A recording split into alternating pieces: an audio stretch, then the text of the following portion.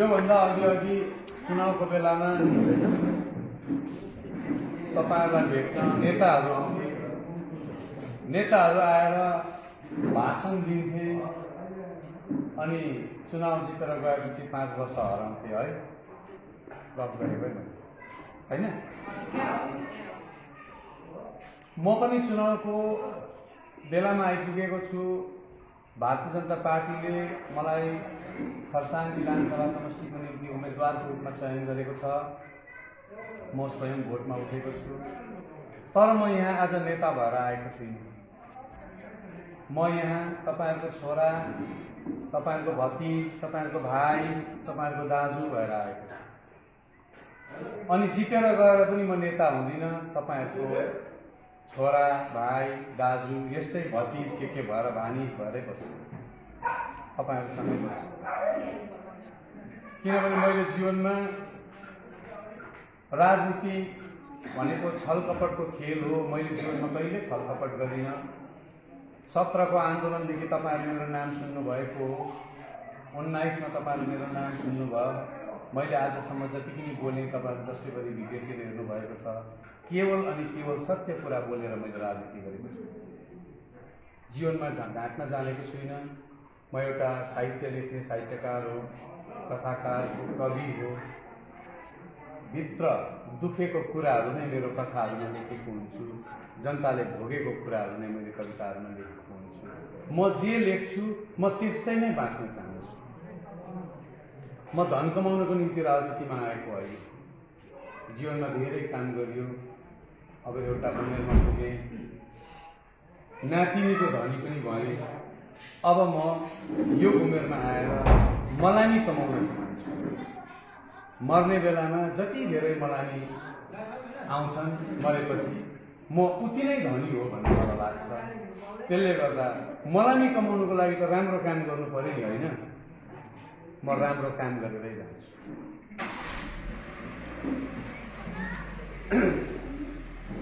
म एक दुईवटा साँचो कुरा तपाईहरुलाई गर्छु। केही राजनीतिक कुरा गर्छु, केही सामाजिक कुरा गर्छु, केही आर्थिक कुरा गर्छु। म चियाबारीमा आएर बोल्दै गरेको हुनाले सबैभन्दा पहिला म आर्थिक कुरा गर्छु। यो दार्जिलिङ पहाडभरि नै, म केवल खरसाङको लागि भन्दिनँ, दार्जिलिङ पहाडभरि नै तराईमा अनि डुवर्समा चियापत्तीको कथा आजदेखि होइन, 200-250 वर्ष अघिदेखि हाम्रो पुर्खाले चियापत्तीको जमिनलाई सिंचेर राखेको हो। हामीले मेहनत गर्दै आयौँ। तर हामीले जहिले सङ्घर्ष गर्यौँ, हामीले रोज बढाइदियौँ भने न हाम्रोमा राम्रो स्कुल छ, न हाम्रोमा स्वास्थ्य सेवा छ। कुनै अस्पतालहरू छेउमा छैन, स्कुल छैन, नानीहरूले राम्रो पढ्न पाएका छैनन्, घरहरूको अवस्था राम्रो छैन, पिउने पानीको समस्या अधिकभन्दा अधिक छ। यो सबै कुराहरू हामीले माग्दै आयौँ। यो पछाडि हल्ला नगर्नु है, खतरा खुत्रुक हुँदैछ, खतरा खुत्रुक हुँदैछ, नगर्नु, साइलेन्स सुनौँ यो कुरा। र हामीले धेरै कुरामा सङ्घर्ष गर्दै आयौँ चियाबारीमा। तर कहिल्यै पनि चियाबारीको आवाज सरकारले सुनेन हो कि अहिले सुनेन। पहिलोचोटि भारतीय जनता पार्टीमा आदरणीय प्रधानमन्त्री नरेन्द्र मोदीज्यूको सरकारले चियाबारीको पुकारलाई सुनेर हिजो अस्ति जुन चाहिँ बजेट सेसन बस्यो, यो चुनावको कोड अफ कन्डक्ट लाग्नुभन्दा अगाडि, त्यस बजेट सेसनमा चियाबारीको रोज बढाइएको छ। पार्लियामेन्टमा चियाबारीको रोज अब 350 रुपियाँ बनाइएको छ। 350 रुपियाँमा तपाईहरुको हातमा 350 रुपियाँ नै चाहिँ आउँदैन। 50 हो कि 51 रुपियाँ चाहिँ तपाईहरुको पीएफहरुदेखि लिएर के सेवाको कार्ड छ। 299 या 300 रुपियाँ चाहिँ तपाईहरुको हातमा अब यो चुनाव पछाडि पर्छ। हेर्नुहोस् है, यो मैले ढाँटेर भोट माग्नु हुँदैन। ढाँटेर के गर्नु, भोलि जितेपछि यहीँ बसेको हुन्छ, तपाईँले आएर मलाई कुटिहाल्नुहुन्छ नि होइन, त्यो सुखालिहाल्नुहुन्छ नि। पाउँछ, तपाईहरुको रोज बढेर 350 रुपियाँ भएको छ। अर्को कुरा, भारतीय जनता पार्टी सरकारले, बीजेपी सरकारले के गर्यो भने यही पालिको बजेटमा भारतको फाइनेन्स मिनिस्टर, वित्त मन्त्री जसले पैसाको कुरा लेनदेनलाई हेर्छन्, निर्मला सीतारमनज्यूले 1000 करोड रुपियाँ चियाबारीको निम्ति छुट्याएको छन्। त्यो 1000 रुपियाँ चाहिँ केमा खर्च हुन्छ भने चिया बगानमा काम गर्ने महिला नारीहरू अनि ससाना नानीहरूको कल्याणको निम्ति खर्च गरिनेछ। यो पनि राम्रो कुरा हो हैन? अझै अर्को चियाबारीलाई कोसेली छ, दुईटा कोसेली भयो भनेको है। अझै अर्को एउटा कोसेली छ, चियाबारीमा हामी अस्पतालको सुविधा दिन चाहन्थ्यो सरकारले, चियाबारीमा अन्य विभिन्न कुराहरूको सुविधाहरू दिन चाहन्थ्यो, तर चियाबारीमा सुविधा दिन सक्दैन थियो सरकारले, चाहेर पनि सक्दैन थियो। किन सक्दैन थियो भने चियाबारीलाई ब्रिटिस टाइमको कानुनले बाँधेर राखेको थियो, उहिले ब्रिटिस हुँदाको कानुन। त्यो कानुन अहिलेसम्म पनि थियो, हिजो अस्तिसम्म। त्यसले भित्र सरकारको सहुलियतहरू आउनु रोक्दै थियो। तर यो पालि बजेट सेसनमा चिया श्रमिकहरूको लागि, विशेष गरेर भारतकै जम्मै सेक्टरको श्रमिकहरूको लागि जुन कानुन बनियो, त्यो कानुनले ब्रिटिसकालीन त्यो चिया श्रमिककोमा आउने त्यो सहुलियत आउने कानुनलाई उडाइदियो। अब भारत सरकारले सिधै चियाबारीमा विभिन्न प्रकारको सहुलियतहरू, स्वास्थ्य सेवाहरू उपलब्ध गराउन सक्छ। त्यसले गर्दा हेर्नुहोस्, आजसम्म हामीले जुन प्रकारले जीवन जिउँदै थियौँ अब त्यसरी पर्दैन। अब हाम्रोमा सहुलियतहरू आउँछ, अब हाम्रो रोज पनि बढेको छ। 300 रुपियाँ मिनिमम पाउँछौँ हामी, 350 रुपियाँ रोज भएको छ।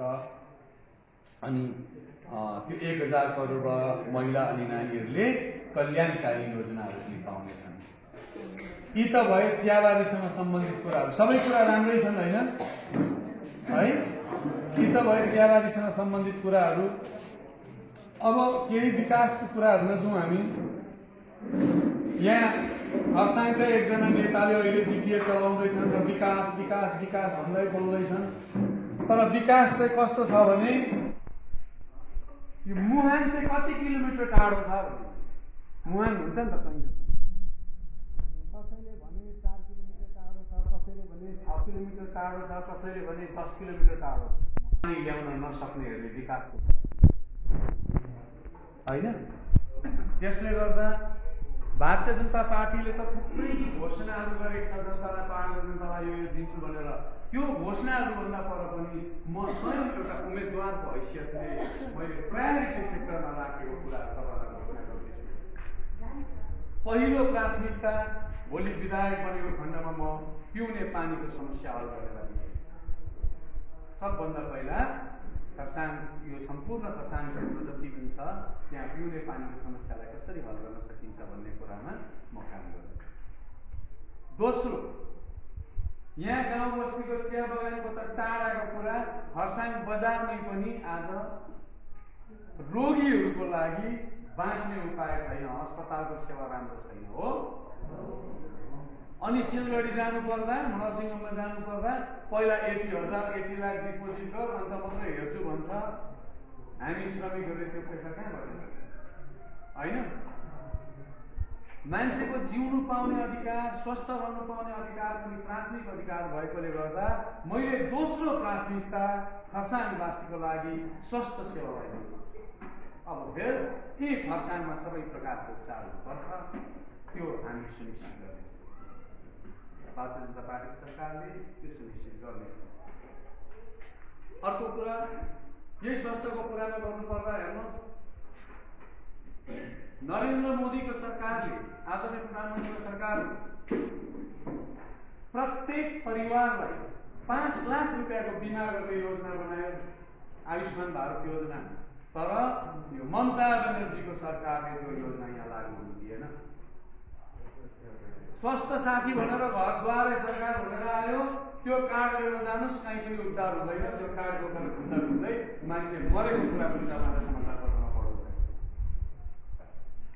तर बीजेपी सरकारले जुन चाहिँ 5 लाख रुपियाँ प्रत्येक परिवारलाई बिमा गरिदिँदैछ, जुन बिमा अन्तर्गत अस्पतालमा कुनै पनि नर्सिङ होममा जाने बित्तिकै 5 लाख रुपियाँको उपचार हुन्छ शरीर। भोलि यो पालि बङ्गालमा परिवर्तन आउँदैछ, भारतीय जनता पार्टीले सरकार बनाउँछ, अनि तपाईँहरूले पनि खरसाङमा बिजेपीलाई नै मत दिएर हामीलाई, मलाई विधायक बनाएर पठाउनु हुनेछ। त्यसो भएको खण्डमा सबभन्दा पहिला हामी आयुष्मान भारत योजना लागू गर्नेछौँ र प्रत्येक परिवारलाई 5 लाख रुपियाँको जीवन बिमा दिनेछौँ। र तेस्रो प्राथमिकता शिक्षालाई लिएको छु। आज शिक्षा यति कमजोर बनेको छ। शिक्षा भन्ने कुरा त के हो भने नानीहरूले पढेर गएर ठुलो मान्छे बन्ने सपना प्रत्येक आमा बाउले राखेको हुन्छ। ऊ ठुलो अफिसर बनोस्, ठुलो अधिकारी बनोस्, ठुलो मान्छे बनोस्, सबैको सपना हो कि होइन? तर त्यो नानीले के सिक्छ स्कुलमा? जुन स्कुलको शिक्षक चाहिँ पढाउने योग्य छैन, केवल नेताको पछाडि झन्डा बोकेर जिन्दाबाद भन्दाखेरि चाहिँ काम पाएर टिचर भएर आएको, उसले पढाउन सक्छ? शिक्षा नियुक्ति, शिक्षकको रूपमा नियुक्ति दिँदा चाहिँ हामीले पढेर योग्य भएर पढाउन जान्ने भएको व्यक्तिलाई मात्रै शिक्षा पढाउनु, उसले मात्रै पढाएको नानीले भोलि समाजको निर्माण गर्नेछ, हो कि होइन? त्यसले गर्दा तेस्रो प्राथमिकता हामीले शिक्षालाई लिएर। चौथो प्राथमिकताको कुरा गर्छु। आज हाम्रा भाइ बहिनीहरू पढेर कलेज पनि सकेर काम नपाएर बङ्गलोरतिर, मद्रासतिर, दिल्लीतिर, सिलगढीको सपिङ मलतिर 5,000 7,000 नोकरी गर्न जानु पर्दैछ। कुन आमा बाबुले चाहन्छ कि मेरो छोरा बुढेसकालमा मभन्दा टाढा रहोस्? अनि कुन छोराले पनि चाहन्छ कि मेरो बुढाबुढी भएका आमा बाबुलाई छोडेर टाढा रहोस्? चाहँदैन, तर बाध्यता छ। त्यो बाध्यताले छोडेर जानु पर्छ, होइन? आज बीजेपी सरकारले गरिबभन्दा गरिब मानिसहरू पुगिन सकुन् भनेर 139वटा केन्द्रीय योजनाहरू बनाएको छ। ममता बनर्जीको सरकारले एउटै योजना पनि यहाँ हुन दिएको छैन। ती केन्द्रीय योजनाहरूमा एउटा योजना चाहिँ युवाहरूलाई उभ्याउन सक्ने रोजगारको योजना पनि हो, स्वरोजगारको योजना पनि हो। भोलि हामी ती योजनाहरू यहाँ ल्याएर युवाहरूलाई आफ्नै गाउँमा उभिन सक्ने बनाउँछौँ, आफ्नै ठाउँमा उभिन सक्ने बनाउँछौँ। युवाहरू भोलि यहाँबाट ब्रेन भएर बाहिर जान नपरोस्, त्यो कुरालाई हामी सुनिश्चित गर्छौँ। त्यसैले गर्दा युवाको रोजगार हाम्रो चौथो प्राथमिकता हो। यसपछि भारत सरकारले थुप्रै कुरा दिएको छ। हिजो अस्ति पनि हेर्नुहोस्, कोभिडको बेलामा, यो कोरोनाको बेलामा कोही घरबाट बाहिर निक्लिनु नहुने, कोही बाहिर जानु नहुने, ओल्लो गाउँको पल्लो गाउँ जानु नहुने, बाँसको तरार लाएको, होइन? त्यति बेला मानिसहरूले काम गरेनन्। काम नगरेपछि पैसा आउँदैन, पैसा नगएपछि रासिन किन्न सकिँदैन, दोकान पनि बन्द थियो। तर नरेन्द्र मोदीजीको सरकारले कोही जनता भोकै नबसुन् भनेर सुनिश्चित गरेर सबैलाई रासन पानी पठाए कि पठाएन? एउटा भिन्नता छुट्याउनुहोस्। अब मैले रासिन पठाएँ भनेर भन्न खोजेको होइन है। एउटा भिन्नता छुट्याउनुहोस्। पहिला पाउने कन्ट्रोलको रासिनको चामल र मोदी साहबले पठाएको रासिनको चामलमा फरक थियो कि थिएन? राम्रो चामल आएको थियो, होइन? त्यस्तै राम्रो चामल भारत सरकारले उहिलेदेखि पठाउँदैछ। तर राज्य सरकारले, ममता बनर्जीको सरकारले चाहिँ राम्रो चामल चाहिँ बेचेर मान्छेले खानै नसक्ने चामल चाहिँ रासिनमा बाँड्यो, हो कि होइन? हामी सुनिश्चित गर्छौँ भोलि यो चुनावपछि प्रत्येक कन्ट्रोल दोकानमा अस्ति कोरोना महामारीको बेलामा बाँडेको चामल जस्तै राम्रो चामल, आटा राम्रो चलाउनुभयो उहाँले। अनि चामल मात्रै दिनु भएन, दाल पनि दिनुभयो, तेल पनि दिनुभयो, है? योभन्दा अघि चुनावको बेलामा तपाईँहरूलाई भेट्न नेताहरू आएर भाषण दिन्थे अनि चुनाव जितेर गएपछि 5 वर्ष हराउँथे, है? गफ गरेको होइन? म पनि चुनावको बेलामा आइपुगेको छु। भारतीय जनता पार्टीले मलाई खरसाङ विधानसभा समष्टिको निम्ति उम्मेदवारको रूपमा चयन गरेको छ। म स्वयं भोटमा उठेको छु। तर म यहाँ आज नेता भएर आएको छुइनँ। म यहाँ तपाईँहरूको छोरा, तपाईँहरूको भतिज, तपाईँहरूको भाइ, तपाईँहरूको दाजु भएर आएको छु। अनि जितेर गएर पनि म नेता हुँदिनँ, तपाईँहरूको छोरा भाइ दाजु यस्तै भतिज के भएर भानिज भएरै बस्छु, तपाईँहरूसँगै बस्छु। किनभने मैले जीवनमा राजनीति भनेको छल कपटको खेल हो। मैले जीवनमा कहिल्यै छल कपट गरिनँ। 17 को आन्दोलनदेखि तपाईँहरूले मेरो नाम सुन्नुभएको हो, 19 मा तपाईँहरूले मेरो नाम सुन्नुभयो। मैले आजसम्म जति पनि बोलेँ तपाईँहरू जसले पनि भिडियोतिर हेर्नुभएको छ, केवल अनि केवल सत्य कुरा बोलेर मैले राजनीति गरेको छु। जीवनमा ढाँट्न जानेको छुइनँ। म एउटा साहित्य लेख्ने साहित्यकार हो, कथाकार हो, कवि हो। भित्र दुखेको कुराहरू नै मेरो कथाहरूमा लेखेको हुन्छु, जनताले भोगेको कुराहरू नै मैले कविताहरूमा लेखेको हुन्छु। म जे लेख्छु म त्यस्तै नै बाँच्न चाहन्छु। म धन कमाउनको निम्ति राजनीतिमा आएको होइन। जीवनमा धेरै काम गरियो, अब एउटा उमेरमा पुगेँ, नातिनीको धनी पनि भएँ। अब म यो उमेरमा आएर मलानी कमाउन चाहन्छु। मर्ने बेलामा जति धेरै मलानी आउँछन्, मरेपछि म उति नै धनी हो भन्ने मलाई लाग्छ। त्यसले गर्दा मलानी कमाउनुको लागि त राम्रो काम गर्नु पर्यो नि, होइन? म राम्रो काम गरेरै जान्छु।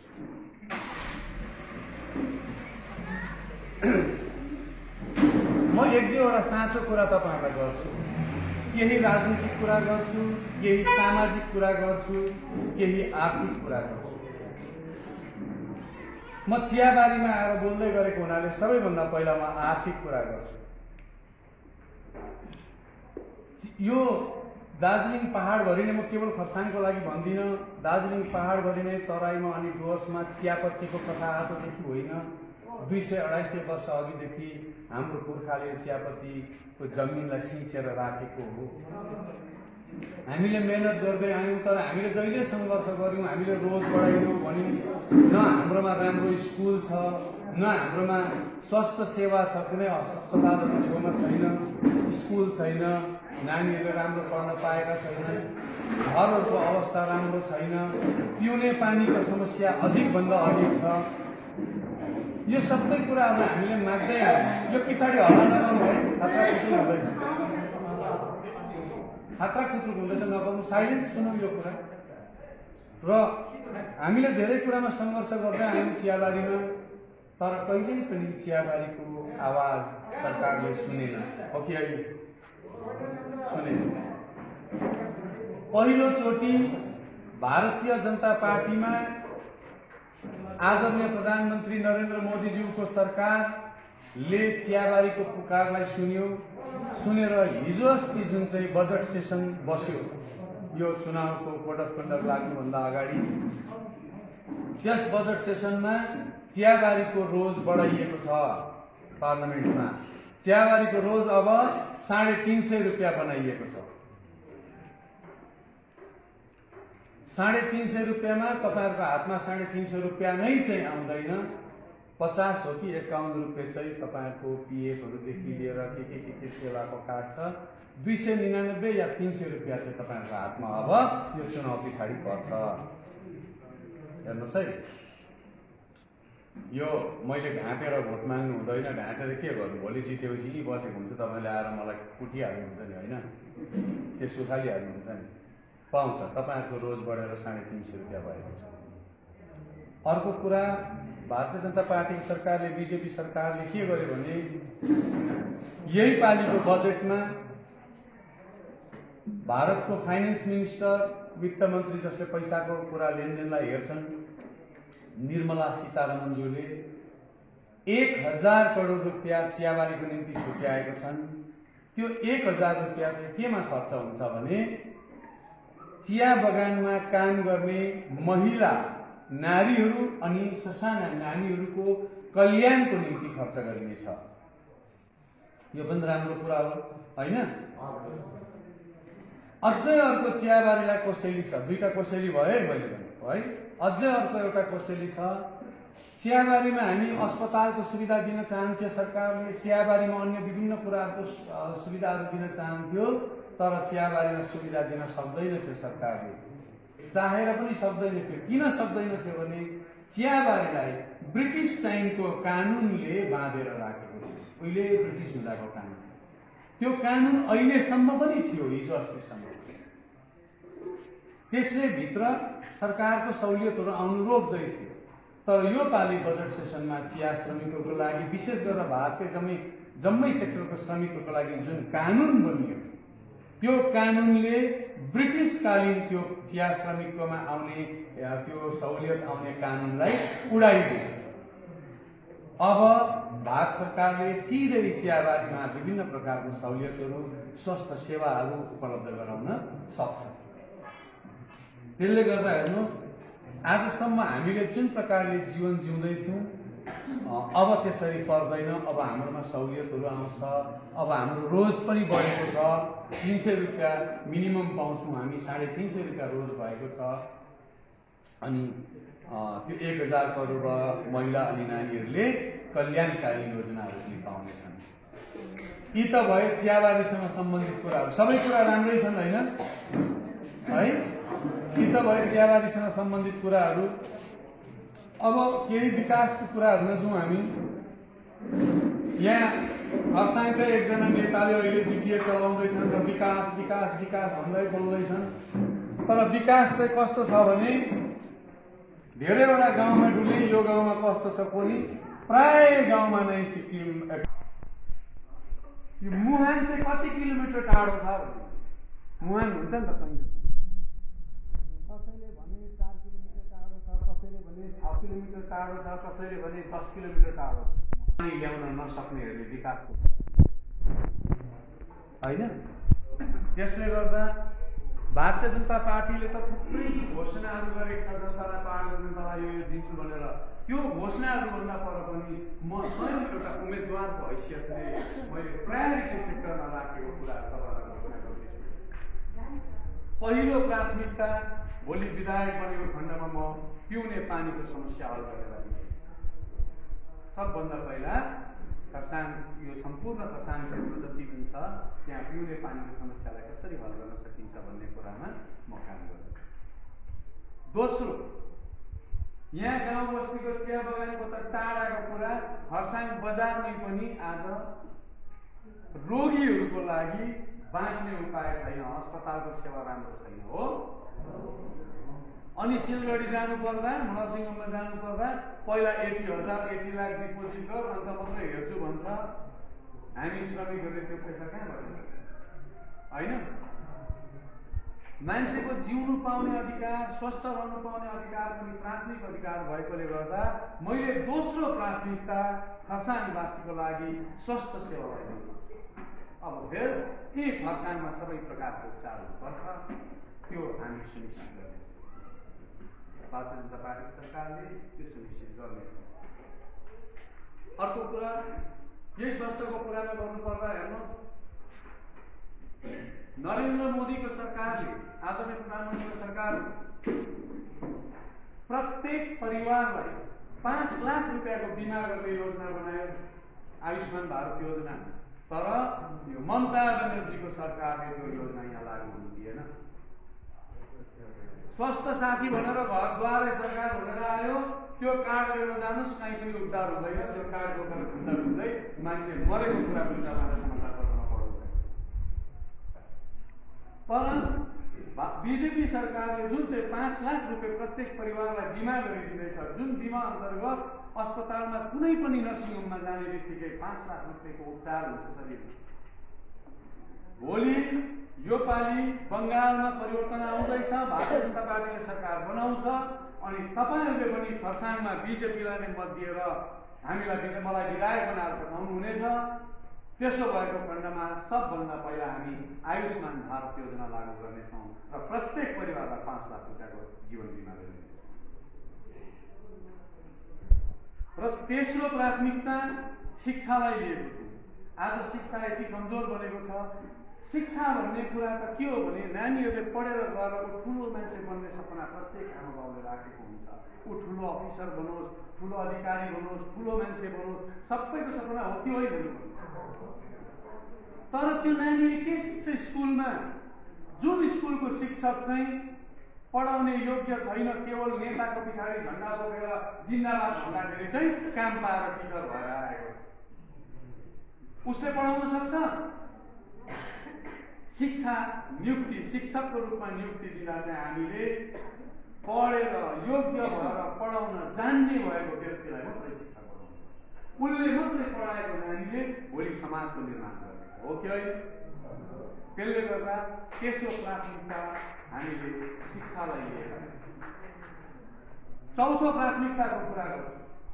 आज हाम्रा भाइ बहिनीहरू पढेर कलेज पनि सकेर काम नपाएर बङ्गलोरतिर, मद्रासतिर, दिल्लीतिर, सिलगढीको सपिङ मलतिर 5,000 7,000 नोकरी गर्न जानु पर्दैछ।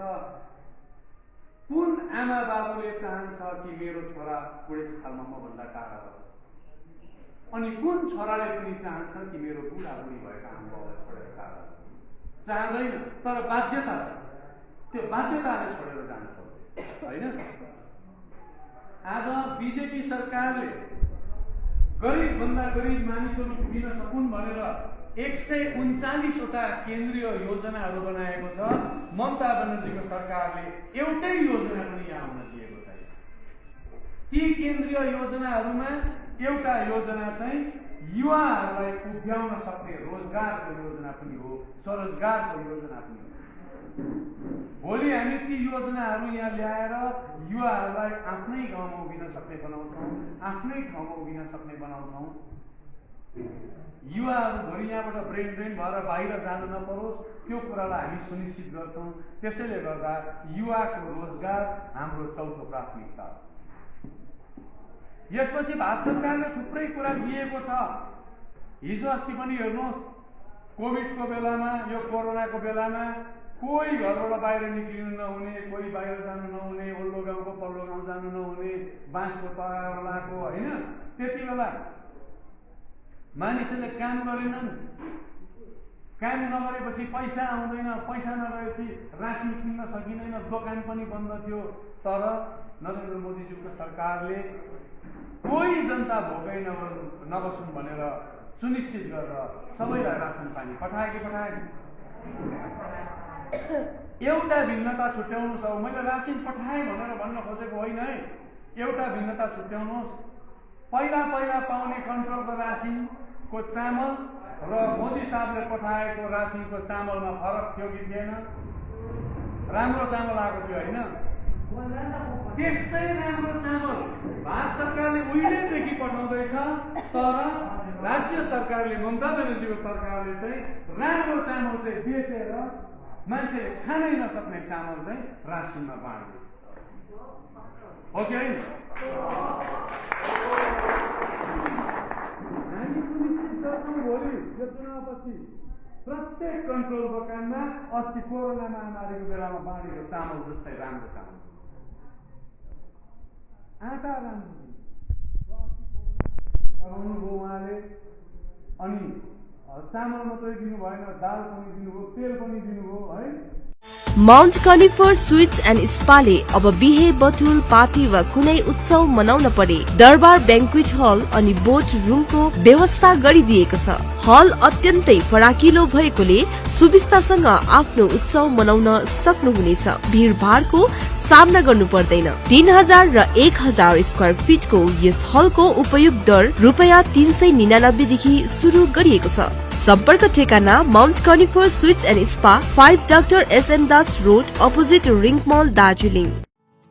जैविक राज्य सिक्किमको अनुपम उपहार सञ्जीवनी, विश्वकै पहिलो कीटनाशक औषधि जसको एकै स्प्रेले भ्याक्सिन सरह काम गर्छ र फसलमा लाग्ने विभिन्न भाइरस, ब्याक्टेरिया र फंगसबाट हुने समस्त रोगहरू साथै पातको रस चुस्ने किराहरू समेत नियन्त्रण गर्छ, जो रासायनिक कीटनाशक भन्दा अझै किफायती र प्रभावकारी छ। फसल कुनै होस्, रोग कुनै पनि होस्, एकपल्ट अवश्य प्रयोग गर्नुहोस्। सोचे भन्दा बढी लाभ पाउनुहुनेछ। सञ्जीवनी फसलको सुरक्षा कवच, किसानहरूको निम्ति वरदान।